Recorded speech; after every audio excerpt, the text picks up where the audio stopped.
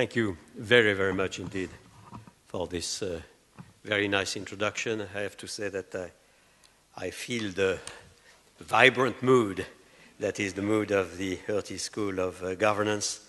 It's very impressive, and I'm proud to have the scarf I was given.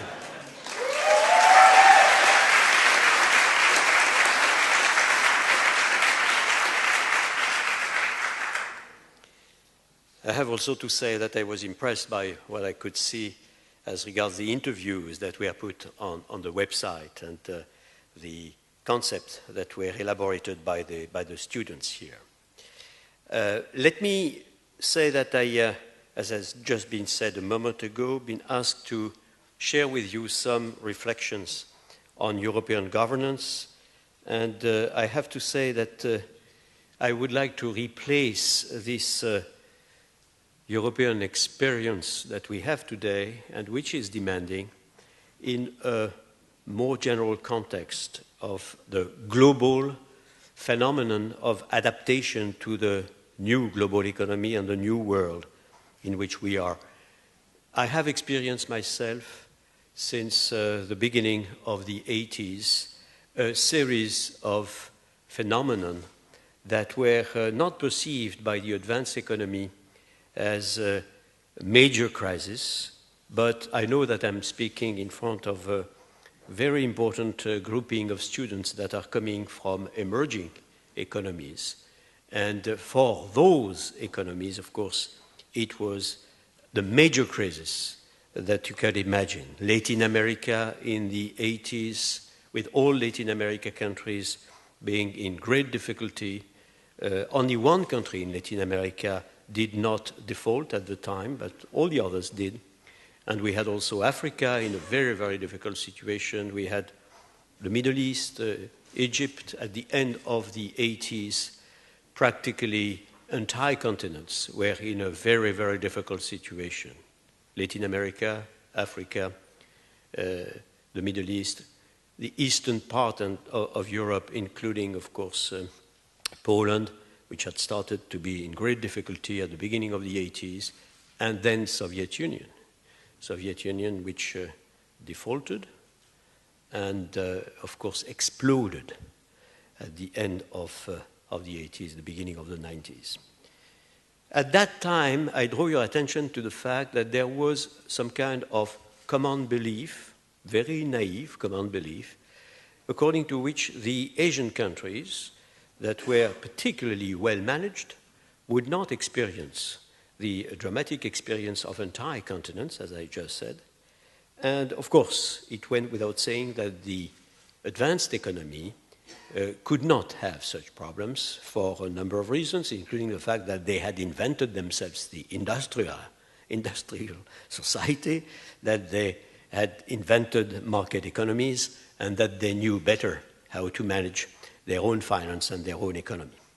We discovered that it was a naive belief as regards Asia at the end of the 90s, and we had the Asian crisis.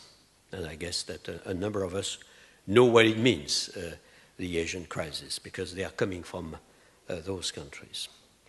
And then at the end of the Asian crisis, the idea was, again, the very naive belief that the advanced economy could not be touched. So that now that all emerging economies, or practically all emerging economies, had corrected their own trajectory, had been called to adjust and manage much better their finance and their macro policies, there was no problem anymore. And I have to mention that it was the consensus of the international community at the beginning of the 2000s until the start of the present crisis, that there was absolutely no need for helping any country in the world. The idea was the private sector stands ready to finance any country which could have any problem. And it was such a joint belief of the international community that the successive managing director of the IMF were told by their main shareholders, please dismantle your landing wing. We need, of course, the part of the IMF which is devoted to surveillance. The surveillance wing is more important than ever, but the lending wing is of no use because the private sector is financing the advanced economy. We discovered, of course, after 07, 08, 09, that it was much more complex than that, and that it was, in a way, the turn of the advanced economy to experience this kind of adjustment. And it came first, you might remember, with the very, very impressive crisis of global finance. I will give you a second grid to read what's happening today. The first one is, again, at the global level, at the level of the planet, over the last 30 years or 35 years, a phenomenon of adaptation at the level of the entire globe. Now, inside the, I would say, more particular constituency of the advanced economy, you have, in my opinion, 3 episodes since the start of the crisis. We know ourselves in the ECB, my colleagues and I, we knew when the crisis really started. For us, it was the 9th of August 2007. Then we had the very sharp, very abrupt change of the functioning of our money market, a disruption of our money market. Our interest rates at the time were at the level of 4.25%, but the market was not functioning at all. And we decided to embark on a very, very important non-standard measure, which was the supply of liquidity on an unlimited basis at fixed rate. You might remember that we were asked by the banks to supply 95 billion euros, which was an enormous amount of money. It went quite correctly, and we diminished, of course, this supply of liquidity with time, and we went out of this intense crisis period quite rapidly after several days. Then it appeared that all the advanced economy had engaged in what I would call an episode of financial turbulences, which last a certain period of time from the August 2007 up to the collapse of Lehman Brothers. First episode. Epicenter of the crisis in the United States of America, because it was the subprime and the disruption of the mortgage market and the subprime market which had created these financial turbulences. Then we had a second episode, the collapse of Lehman Brothers, and the very, very abrupt and sharp contagion that was observed the world over immediately. I have to mention the fact that this is something which we have to understand better even now. A lot of academic research is necessary to understand better why and how a single event in one particular country, relatively modest in its own dimension, could have such consequences at the global level. It triggered the grave and immediate threat of a collapse of all financial institutions in the advanced economy and even the world over, and it triggered a free fall of the real economy.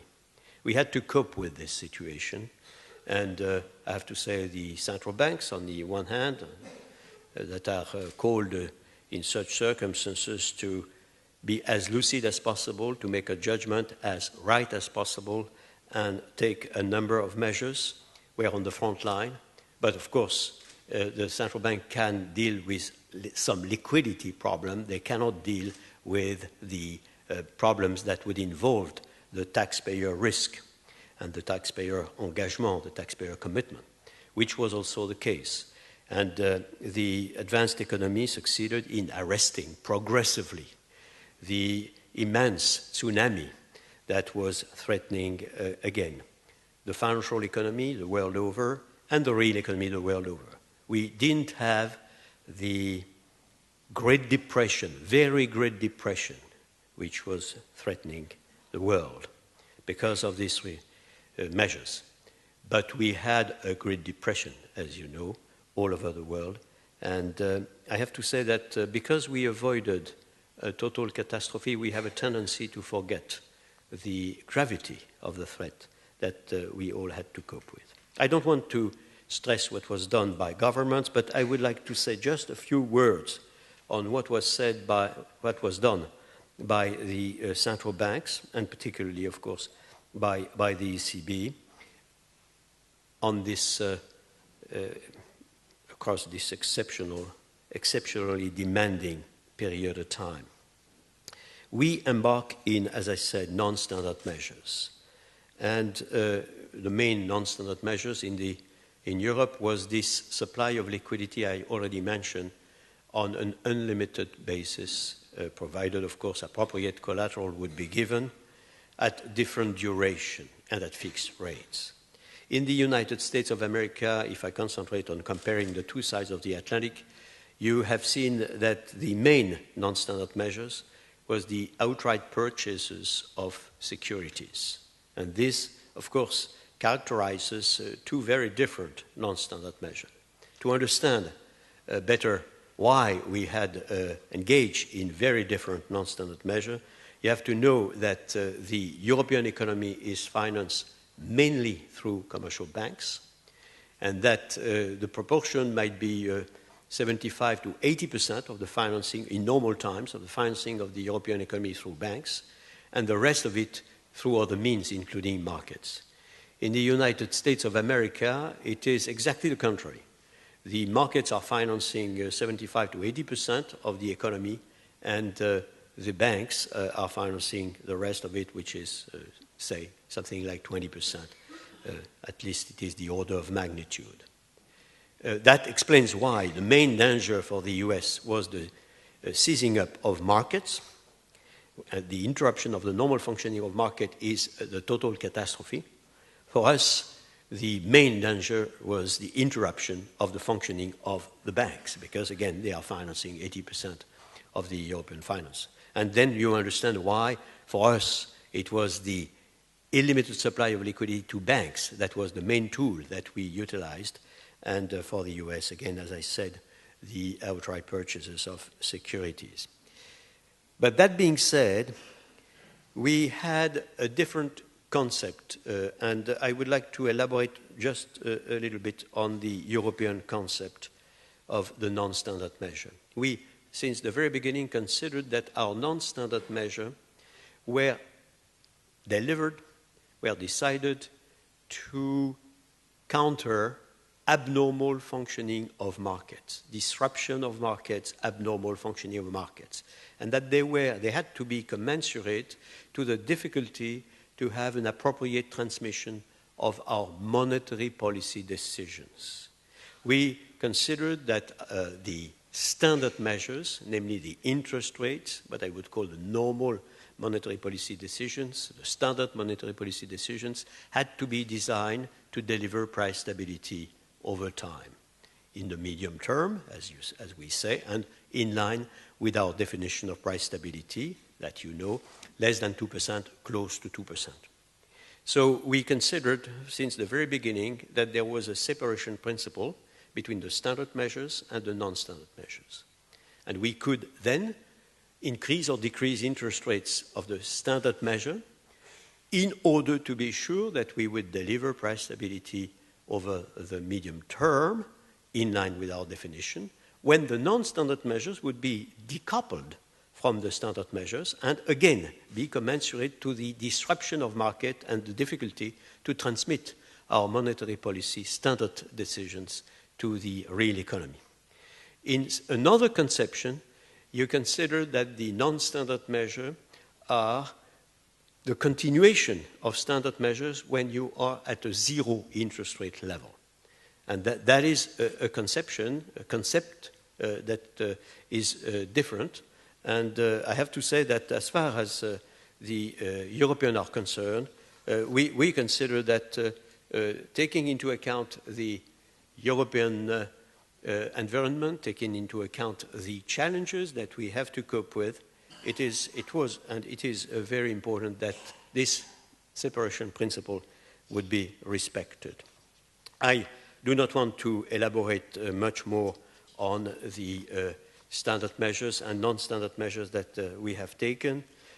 What I would note is that with this attachment that we always had to respect fully our mandate of price stability, and I am in Berlin, I know how important it is here, but in all other countries. I have to say that the citizens of Europe are extraordinarily attached to price stability, and extraordinarily attached to price stability as has been defined, because it was in the continuity of what had been decided upon in a large number of countries. This less than 2%, but close to 2% definition of price stability was in the continuity of what had been done or observed in the years, in the run-up to the euro.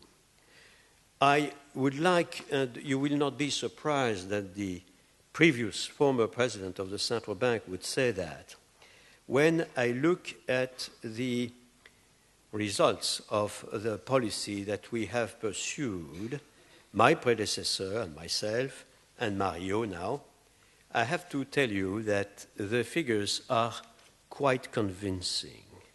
We have delivered price stability over the first 13 years of the euro at the level of 2.03%, which is a little bit different from the less than 2 but close to 2 that I have mentioned already, but taking into account that we had to go through a number of shocks, including oil shocks, it is something which is really very, very impressive in terms of delivering price stability. I also have to say, and it is also impressive, that when you extract from the markets the inflation expectations for the next 10 years and take into account the appropriate risk premia and so forth, you arrive to a sentiment of the market participants and also of the panels that we will deliver price stability equally over the next 10 years with an inflation as an average yearly inflation of something like 1.9%. So 2% over the first 13 years, 1.9 perhaps over the next 10 years. For the track record and for the present anticipation, it means that over a quarter of a century, the euro will have delivered and will deliver in the anticipation of the market's price stability in a remarkable fashion, I have to say. And speaking in Germany, I would mention that in Germany, the national inflation has been, since the setting up of the euro, of something like 1.6% when you make all computation, and you have the yearly average inflation. Let me mention that when I compare this stability in this country and in the euro area as a whole, I already mentioned, when I compared with what was done before the euro, I recomputed the overall average yearly inflation from year 55 to the end of 98 before the euro, and I arrived to something like 2.9% for this country. So the euro has delivered a price stability which, in terms of relatively long historical period, is absolutely remarkable. And I wanted to make that point, if you permit me, because we were given, my colleagues of the Governing Council, Wim Duisenberg, Mario Draghi, myself, we were given that mandate. And in the currency union, in the monetary union, I trust really that we delivered. So I don't want to be complacent, and we should never be complacent. EMU is not only a monetary union, it's an economic and monetary union. So it has the monetary union component with a clear mandate of price stability, and it has an economic component, the economic union. So what happened with the economic union?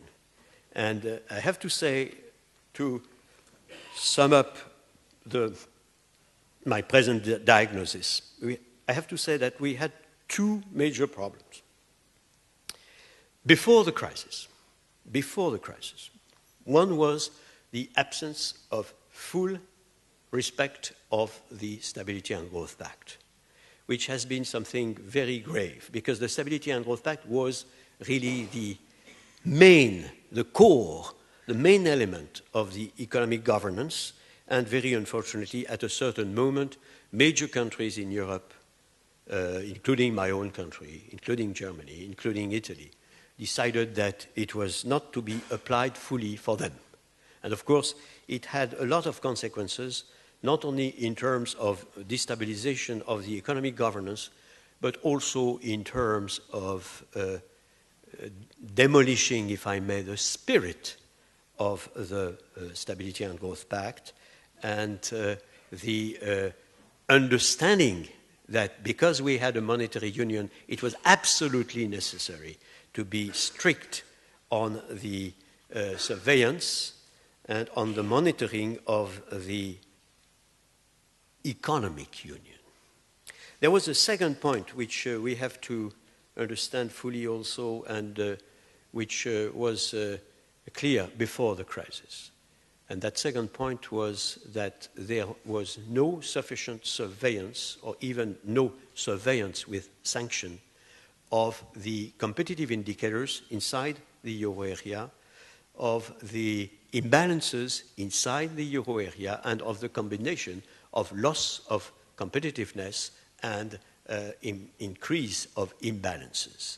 And I have to say that the ECB was very, very clear to say, well, we should introduce this element of monitoring, surveillance, and governance of the nominal evolution inside the euro area, because, again, we are in a single currency, very large economy, an economy which has the size of the United States of America. We know that we deliver price stability. We are credible in delivering price stability over time. So there is a benchmark for the nominal evolution of all costs and prices in the member countries of the euro area. And that benchmark is that, all taken into account, we deliver an inflation at the level of the entire continent, which is in line with our definition of price stability.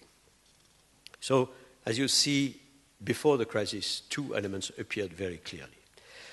After the crisis, I have to say that we had not only the full confirmation that these two first weaknesses had to be corrected, and had to be corrected immediately, reinforcing formidably the Stability and Growth Pact, reversing the burden of the proof, and so forth. And I don't elaborate on that, but this is part of the six packs which have been decided by the European, and it's a very, very important part of the new governance which has been set up.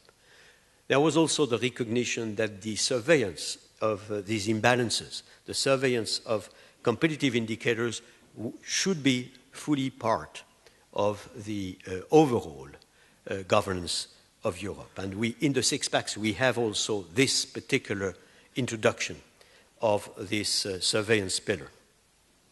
Now, we discovered also that, because these were simple confirmation, at least in the eyes of the Governing Council of the ECB, but we also discovered that we had a crisis management which had to be set up in I would say, this extraordinary occasion, which was the worst financial crisis since World War II. And I have to say that we also discovered, in my opinion, that we had to consider right now to go further in the direction of improving governance in Europe, and that in the euro area in particular, and that we could not leave with only the present concepts, even if we had a crisis management which would be commensurate to the difficulty that we have to cope with in this episode of the crisis. And let me elaborate rapidly in a few minutes on one possible idea. I already said that we probably will need a Ministry of Finance and a Minister of Finance of the euro area. I would say that he could have, in my sentiment, the responsibility of the surveillance of the financial sector at the level of the area as a whole. He would certainly have a lot of responsibility, of international responsibility, of course, a lot of responsibility in making the surveillance of the fiscal policies and of the economic policies in general in line with the necessity to have sound behavior for both, and not only for the budget, but also for the nominal evolutions of prices and costs I have already mentioned. I also trust that it would be appropriate, and I already made this proposal, that instead of activating the sanctions, which are presently the fines, when there are a number of anomalies that are not corrected by a particular country, as you know, you make recommendations. If the recommendations, of course, within a certain very well-defined decision-making process, when these recommendations are not implemented, there is the possibility of imposing fines. Instead of that, it seems to me that it would not be inappropriate to consider that we could have, in those cases, the activation of some kind of federation, I would say economic and fiscal federation by exception. So that if a country behaves very improperly and creates a problem for all others, because it is a grave and immediate threat for the stability of the system as a whole, of the euro area as a whole, instead of embarking on fines that are not necessarily the best way to organize the euro area, we could have the activation again of decisions at the level of the center. And some decisions could be taken upon proposal of the Commission with the approval of the Council, and of course it could be one of the major responsibilities of the so-called Minister of Finance of the euro area. And then, in order to be sure that the process is fully democratic, you would have a vote by the European Parliament. So the European Parliament, the representative of the people of Europe, that are elected, as we all know, by universal polling, would make their own judgment, measure whether or not they consider themselves, the representative of the people, that the stability of the entire continent is at stake, and if it is the case, then they would give their approval. And it would be natural then that decisions that are taken at the center are immediately to be implemented, because, again, we would have activated, with all the appropriate precaution, that kind of federation, economic and fiscal federation by exception I was mentioning. Of course, it should be very targeted, very concentrated on some issues that are considered essential. Subsidiarity is inbuilt in this mechanism, because it's not at all the normal way you operate. It's only in very exceptional cases, and when you consider, and when the European Parliament himself considered that there is an immediate and grave danger. And of course, we will have to introduce, in this, if such a concept is examined, we'll have to introduce the appropriate connection with the national authorities, the appropriate enlightenment of the European Parliament himself by the national parliament involved.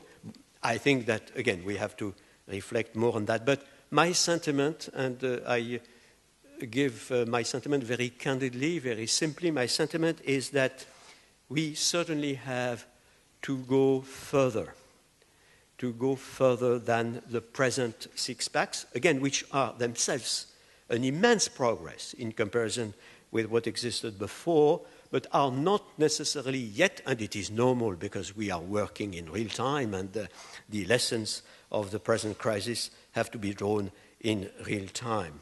I do not want to elaborate more on that, but I think that we can have a lot, and I can have a lot of arguments demonstrating that we can be very, very cautious. It could be a clearly democratic process, because I really trust that the democratic accountability of all those decisions, of course, is absolutely essential.